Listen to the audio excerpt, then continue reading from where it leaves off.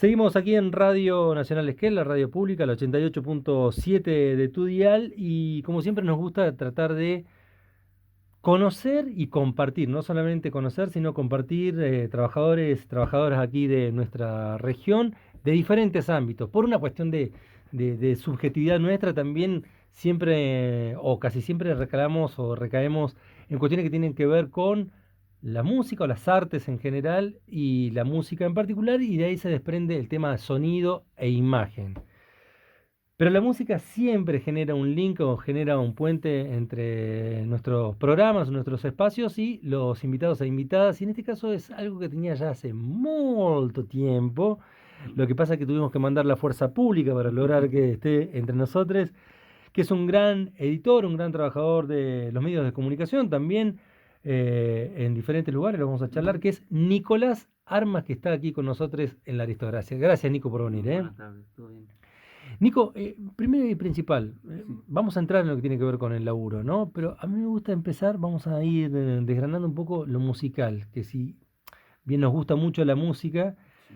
sos una persona que siempre nos compartís a nosotros cuestiones, yo voy a decir, enfermas de la música en el sentido literal, literal no, sino lindo de la palabra, ¿no? Sí.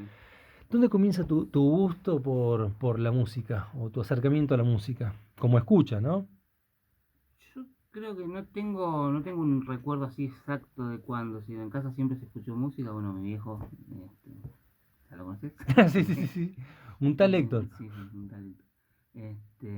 Y siempre lo tuve presente el tema de la música y después en mi juventud muy muy temprana, tipo 5 o 6 años, descubrí la radio y escuchaba radio todo el tiempo. ¿Escuchabas a esa edad radio? Sí, porque mi viejo era también un enfermo de escuchar la rock and Claro. pop y yo empecé a escuchar la rock and pop a esa edad, no todo el tiempo, pero cuando estaba solo así en mi habitación, sí. Es más, me acuerdo que en el 88 mi vieja tuvo la suerte de ir a ver no me acuerdo cómo se llamó, 88. Amnesty. El ¿Recuerdas? Amnesty Internacional acá. Claro, Estamos hablando que estaba Sting, que sí. subieron las Bueno, mi vieja lo abuelas. fue a ver, yo no lo fui a ver, pero lo escuché por la radio y me acuerdo que lo escuché en directo por la rock and pop. Sí, Fue mítico recital sí, ese, sí, donde sí. suben las abuelas también con Bono, creo que los hace subir, Sí, está sí, León sí, sí, sí, Gieco sí. también, Peter Peter Gabriel, Gabriel sí, también. sí, un montón.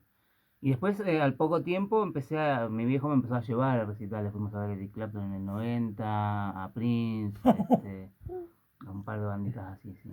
Sí, en Tremendo, River, ¿no? sí, sí, tremendo. Tremendo. Hace tanto tiempo que, digamos, es medio, Sí, obvio. medio Difuso por ahí, no, difuso, no, sí, sí, claro, sí, tal cual. acordarse, pero está. Ahí nombrás bandas que si bien son emblemáticas dentro del mundo de la música, del rock, para mí trascienden el rock, Ujú. ¿no? De la música en general. Pero también hay una búsqueda tuya de identidad de músicas distintas o divergentes de lo tradicional también, ¿no? ¿Eso tiene que ver con qué? ¿Con una búsqueda propia, personal? Ese es otro. Eso empezó más de grande, habrá empezado por el 2000, por ahí, 20 años, 20 y pico, digamos. Tuve una etapa donde me alejé un poco de la música y un poco de todo. Por laburo, obviamente, en el No, no, momento. no, Ah, no, por mira. cuestiones personales, Ajá, sí, ok. sí, sí, antes de meterme fuerte en el laburo, Bien. inclusive.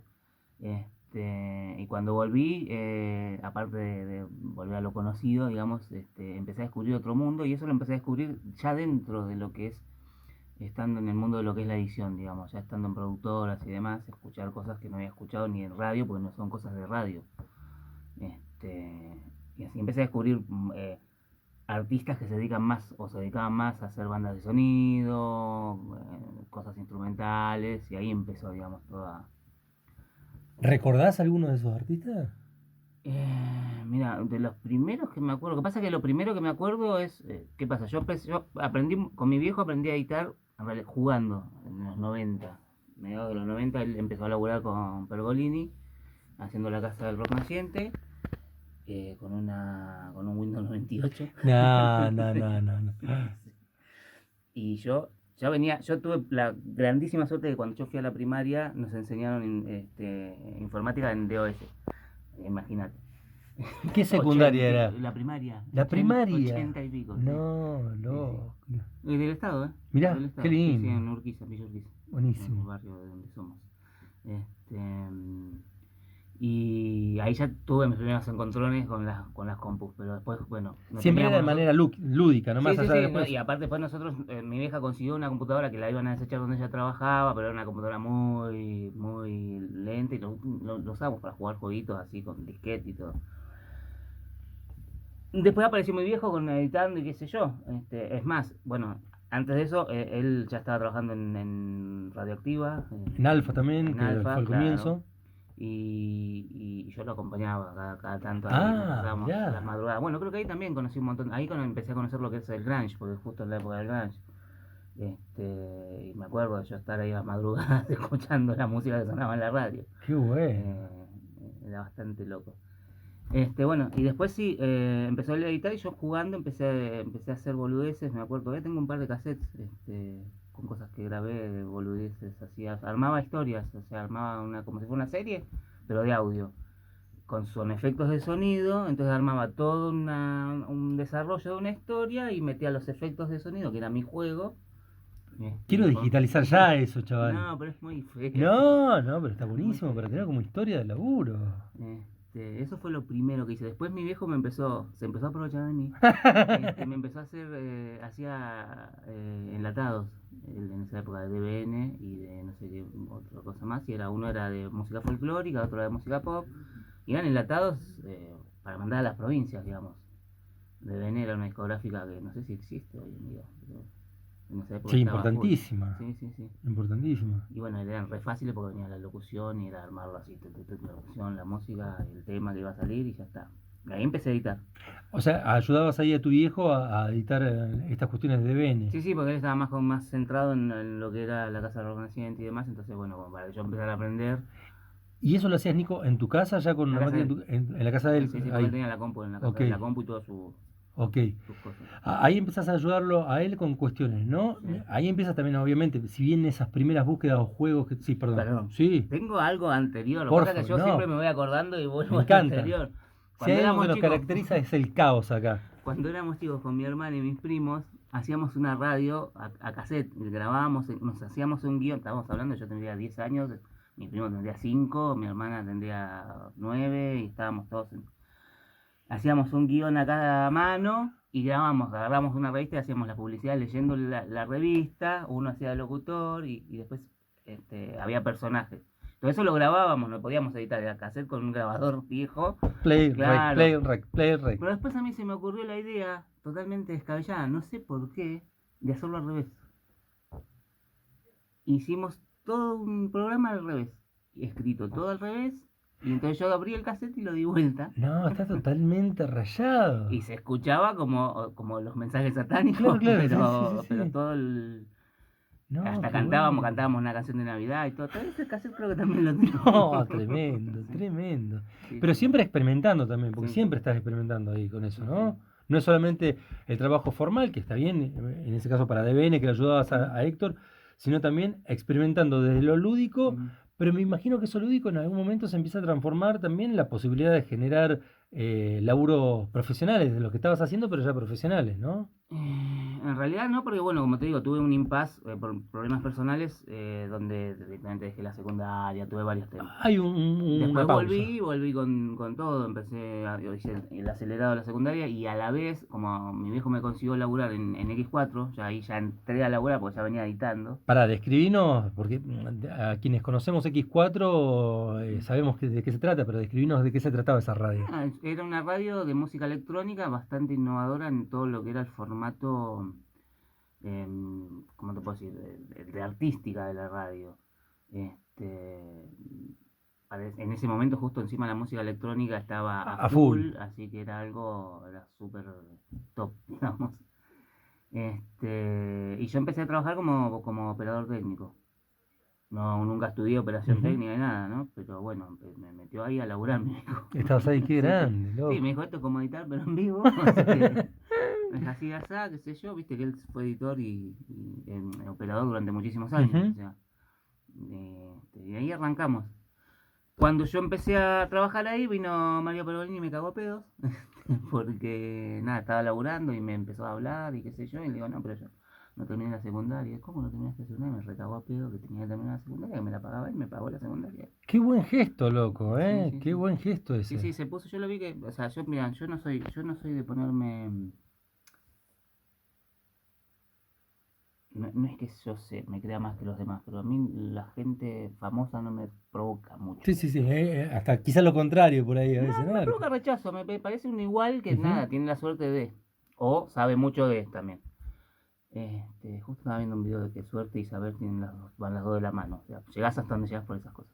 Este, mm, y nada, yo lo vi que me empezó a hablar como si yo fuera el hijo, o sea, empezó a decir, ¿cómo no vas a terminar la secundaria? Y qué sé yo, y digo, bueno, me convenció, hice la secundaria, me pagó el acelerado, hice la secundaria. Cuando tenía el primer año de la secundaria adentro, mi viejo me pagó él, sí, ya entré al terciario, estaba haciendo secundario y terciario a la vez. La ingeniería de sonido. O sea, ya sabía que tenía que ver con el audio, así que me Ahí. metí ahí, ¿Dónde en era? Texon. En Texas. Sí, un terciario que quedaba en Belgrano, si no me Ujú. equivoco. Bastante importante. Por suerte no fue bien, que no repetí ni nada, o sea, todo lo que me enseñaban lo aprendí así. Este, y en ese momento estaba trabajando en X4, haciendo el secundario acelerado, haciendo el terciario y en un grupo de punk, No, tocando la no. batería. ¿Cómo se llamaba el grupo?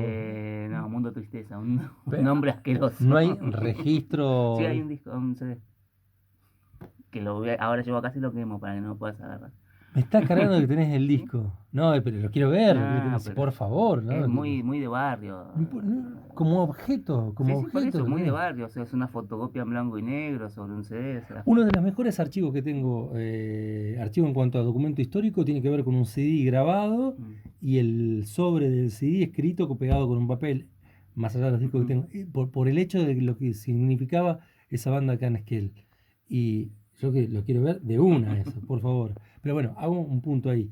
¿Es cuánto duró la banda? Así de No, yo me memoria. fui rápido porque era demasiado. O sea, era demasiado Mucho. para mí y dije, bueno, no, trabajar tengo que trabajar. Y ya había empezado, o sea, en ese momento no lo sabía, pero había empezado una carrera. Ujú. Ese fue el primer paso para empezar una carrera. Ingeniería en sonido es. No, no, ¿Eh? ya trabajando. Ya Claro, trabajando. ya Mirá. trabajando como operador técnico para X4. Exacto. Y a la vez ingeniería de sonido. Obviamente dejar de estudiar, me iba a No, dejar de es una estudiar. locura lo que se te alcanzaba el Este, tiempo. sí, sí, porque digamos el bachiller acelerado, que eso es lo que tiene de bueno, son pocas horas, digamos. Está todo súper comprimido, te dan lo Claro. mismo, pero súper comprimido. Este, y nada, y ahí arrancamos. De ahí estuve trabajando un par de años en X4. eh, de ahí me fui a trabajar a Cuatro Cabezas como editor de audio. A ver, Porque, espera un sí. segundito, un segundito.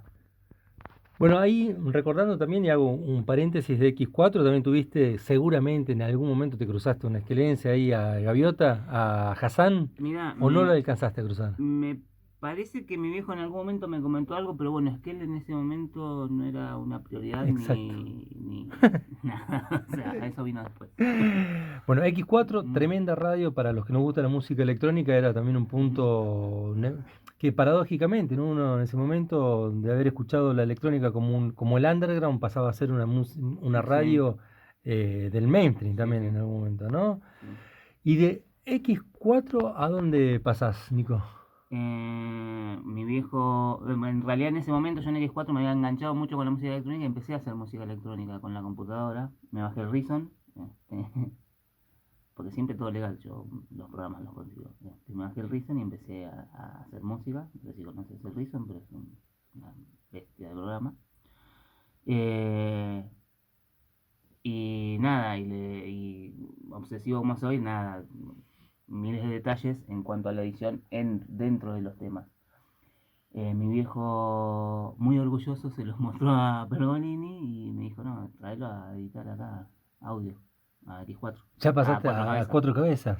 Sí, bueno, justo se iba una persona que es el cordobés, que después me lo crucé en otro lado, creo que se iba a Chile o algo así. El cordobés es un muchacho que yo después me enteré que es hijo de padres desaparecidos y que Mirá. le hicieron nota por todo lado porque encima eran muy grosos los padres. No me puedo acordar ahora el nombre, pero después me enteré. Pero ahí ya trabajás en Cuatro Cabezas, Ahí entré a trabajar específicamente. en Cuatro Cabezas a editar audio. ¿Qué laburo hacías ahí? O audios, pero en particular ¿para qué? ¿Para Ahí programas? están, era genial, la verdad, como estaba armado, estaban divididos por programas, cada programa tenía su isla. En ese momento estaba el Rayo, estaba Punto Doc, ¿El bar? ¿Estaba o no? me parece que no había empezado todavía. ¿CQC?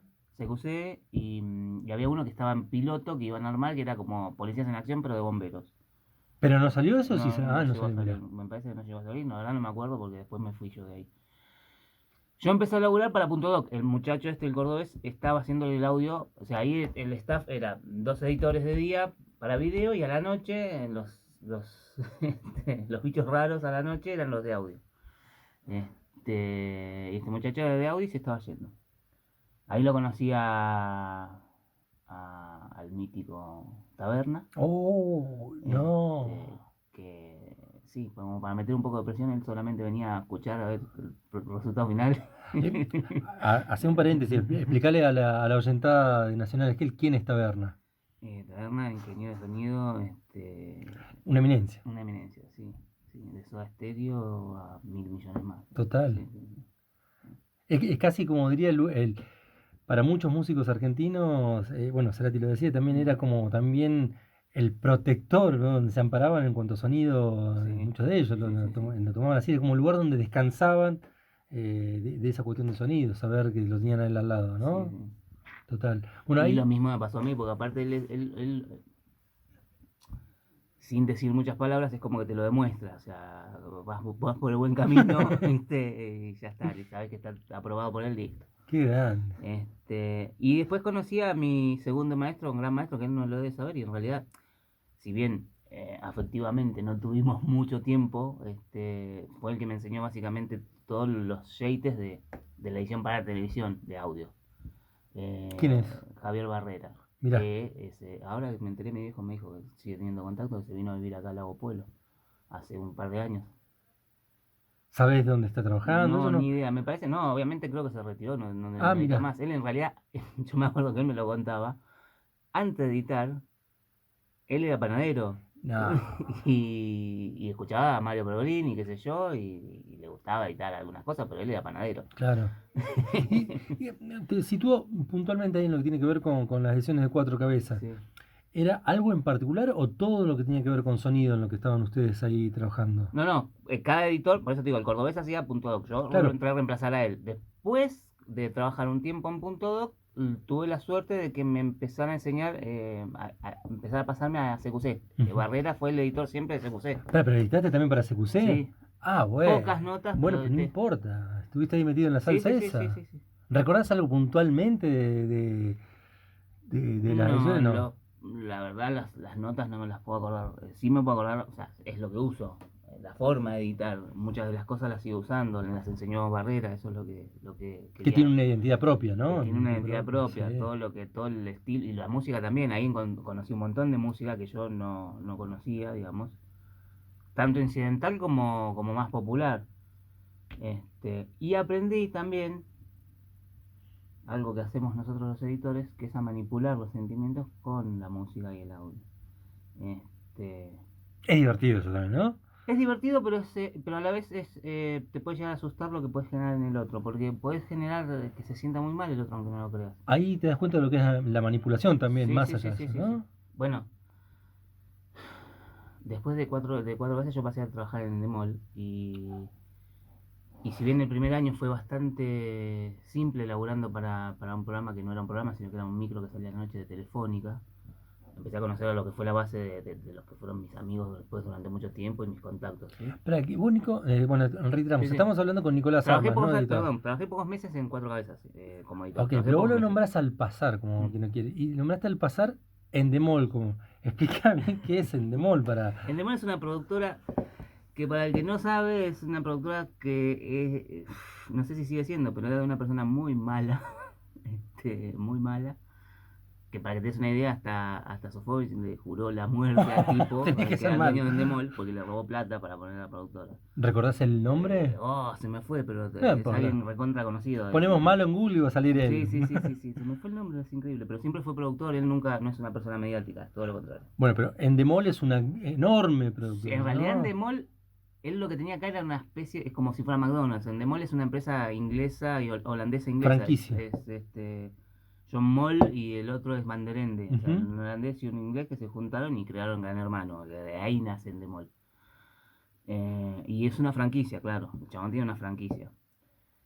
Pero bueno, Endemol, yo tuve 2 años de pura batalla en Endemol porque era laburar al palo al día a día, porque ahí se laburaba, no se laburaba como en Cuatro Cabezas que laburabas a semana, digamos. Vos empezabas a laburar el lunes y sabías que el programa salía el otro lunes, sino que ahí laburabas hoy para hoy, porque los programas eran en vivo la mayoría, con notas que salían grabadas, pero que las habían filmado el día anterior, entonces vos tenías que editarlas y mandarlas.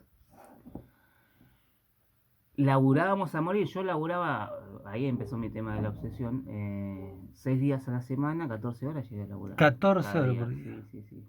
Pero ahí ya había pasado a cámara testigo, que encima fue un proyecto que a mí me enamoró, conocí gente genial editando.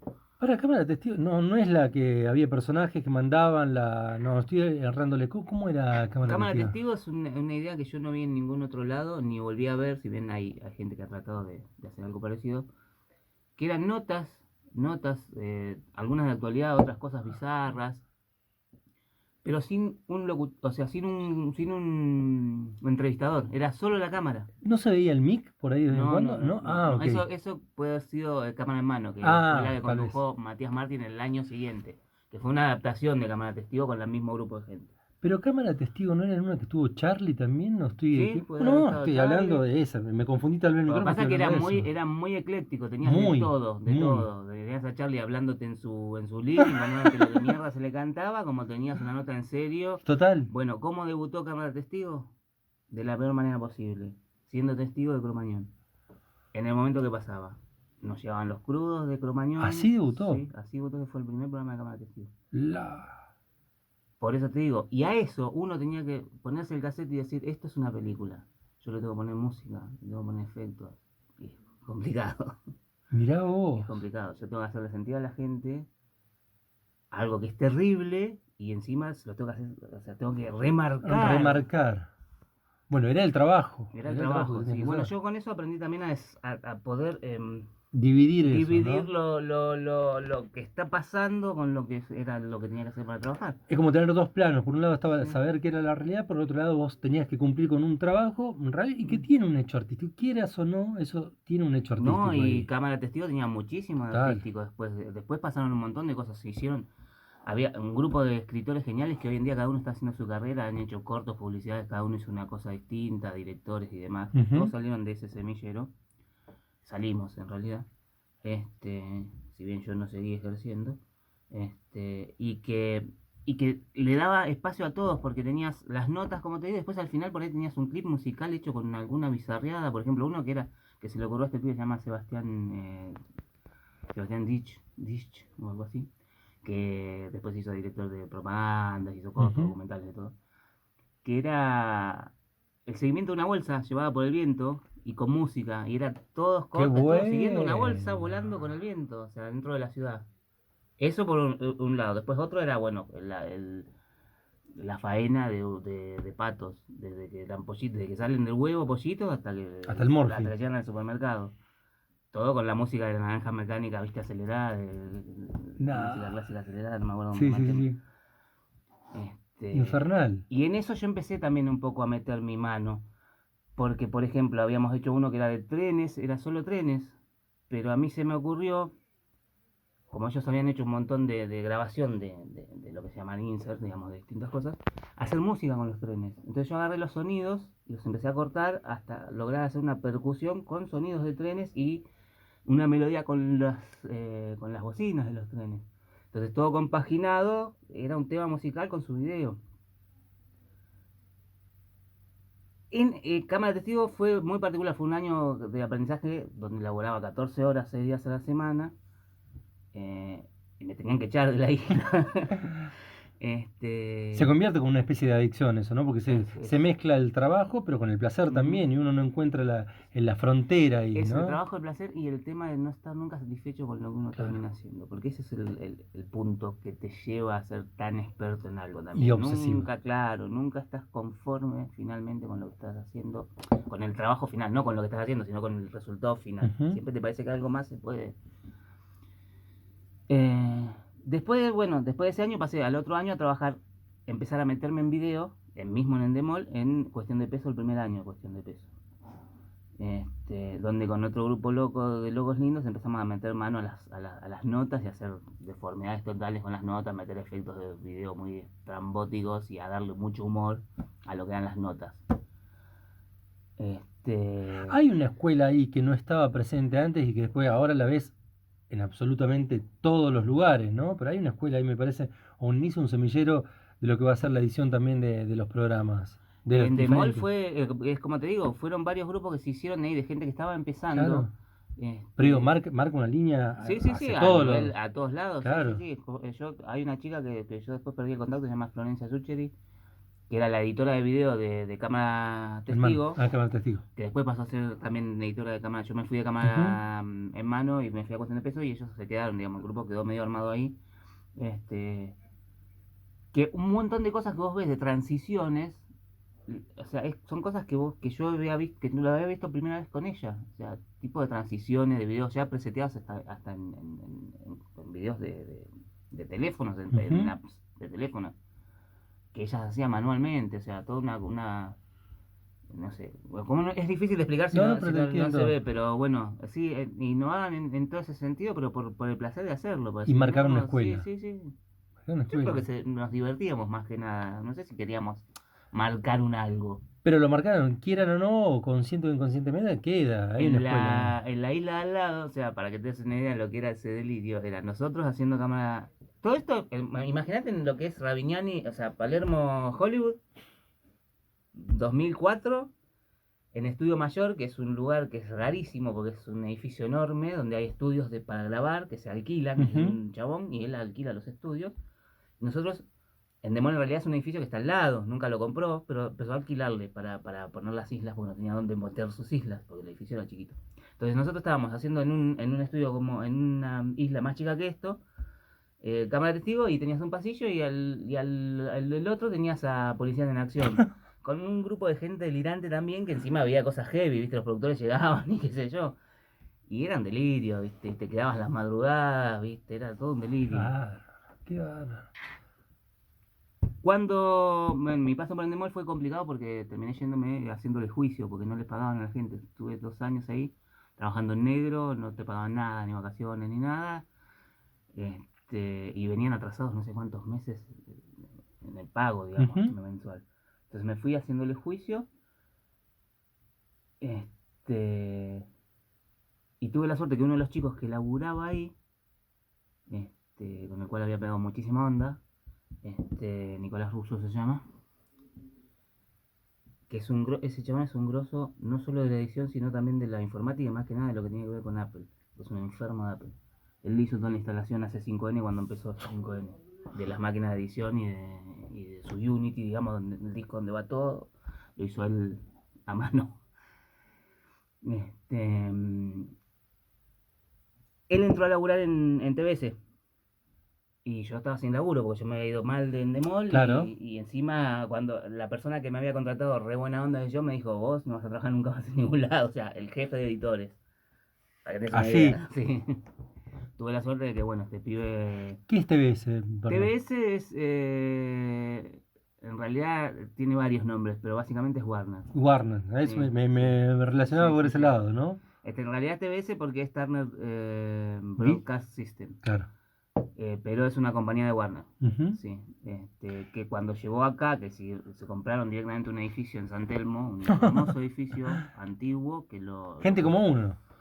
pero vos sabés que lo que hicieron fue ponerlo en valor, lo dejaron hermoso, o sea, vos lo ves el edificio y está hermoso el edificio, es Ujú. un edificio histórico que lo ves y está histórico. Conservaron su Conservaron identidad, todo, fachada, todo, todo, etcétera. todo, porque lo construyeron Qué adentro y bueno, con pisos flotantes, con techos flotantes, sin tocar nada. qué bueno. Este, monstruoso, un cuarto de manzana. donde tenés las señales. En ese momento no la habían comprado cuando yo entré a trabajar, tenían las señales TNT, Warner y creo que una no sé si es HTV, una de música, HTV, sí.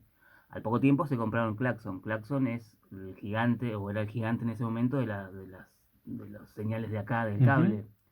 Space, ISAT, Crónica Musical y demás. Ah, también estaba, en TBS también estaba Cartoon Network y Boomerang en ese momento. Bueno, ahí por suerte este pibe entró, necesitaban gente, pues estaba creciendo, qué sé yo, y sabía que yo estaba sin laburo, me dijo que hiciera una prueba, porque ahí te tomaban pruebas sí o sí. Este, y quedé, y quedé. ¿Y ahí cuál fue el laburo puntual tuyo que hacías? Edición también, pero ¿qué pasa? En ese tipo de empresas no tenés, lo que sí no tenés es libertad. ¿Por qué? Porque vos agarrás, a vos te llega vamos a ir al caso más simple que es Cartoon Network. Ujú. A vos te llega un dibujito de Cartoon Network, cualquiera sea, y lo tenés que dar formato. Vos tenés que dividirlo, a vos te llega el material, o sea, un dibujito clásico cualquiera, Ujú. ¿sí? Y vos tenés que dividirlo para que en el medio haya cortes comerciales. Entonces los dividís en segmentos, los reformateas a formato digital, porque también lo que se hacía era, en ese momento se empezaba a convertir todo lo que era beta, cassette beta, a Ujú. digital, a librería digital. Este, y no podías hacer mucho más. Era eso específico y la creatividad, en el sentido de la libertad de creatividad no había, era lo que te pedían. En el primer paso. En el Después primer en el paso. segundo paso, si bien no había libertad, te la podías rebuscar para o sea, tenías que hacer algo muy específico que era censurar, entre comillas. Porque tenés películas, por ejemplo, en lo que es TNT o así, que van en un horario apto a todo público y en un horario después, o sea, después de las 10 que puede contener más contenido heavy, digamos. Entonces nosotros teníamos que, dependiendo de para qué horario era, formatearlo para ese horario, lo cual implicaba sacar malas palabras o escenas de consumo de drogas. Pero eso, discúlpame Nico que te interrumpa, esa cuestión la tenías que ver vos y analizar o había alguien No, encargado de decirte, mira, esto no va, no, no, esto. no. Ah, Hay un ok, departamento que te manda toda la película perfecto. desgrabada, como se Ujú. dice, con los tiempos y te dicen esto hay que sacarlo, hay que hacerlo así, así. Y vos lo haces usando todas tus habilidades para que no se note. Claro, A mí me ha tocado editar una película a complejísimo, mí me ha loco. tocado editar una película de Spike Lee, que es dos palabras fuck, dos Y palabras claro, shit, dos palabras. para que entendamos, Porque Spike Lee fue encima, el, sí, digamos, el que puso en valor a través del cine, de los documentales, todo lo que tuvo que ver con la lucha de los negros en sus derechos y mm, cuando fueron las primeras represiones, de hecho que acompañaron los Public Enemy, también ujú. toda esa cuestión, ¿no? Y en una película, por ahí terminaba sacando más de 2 minutos en una película así. Y que no se note es complicado. Y más que la Ujú. oración que estás armando tenga sentido. Era condición sine qua non que sepas inglés, porque Claro, claro. TBS labura con los tres idiomas, castellano, portugués y sí, para toda Latinoamérica. Pero digo, el portugués no era obligación. No Ah, porque ok. el portugués, si bien ellos te podían dar, generalmente los portugueses doblan sin putear. Esa es Mirá, una cosa que tienen. Y aparte, ellos, si hay, generalmente es muy parecido al castellano. Entonces, si sacás en castellano y lo escuchás que es parecido en portugués, lo sacás también, lo mirá. armás porque es parecido. Pero sí tienes que saber inglés para armar la oración, no para sacar la puteada que te la marcan cuál es, sino para saber, para poder armar una oración que tenga sentido en inglés. Pero esa oración que la tenía que armar, ¿eso quedaba de parte del departamento ese que había o vos la tenías? Ujú. Ah, bueno. Ese era súper complejísimo entonces. Sí, pero ya estábamos acostumbrados. Claro, bueno, no, pero digo, había un departamento que te indicaba dónde Mm. estaba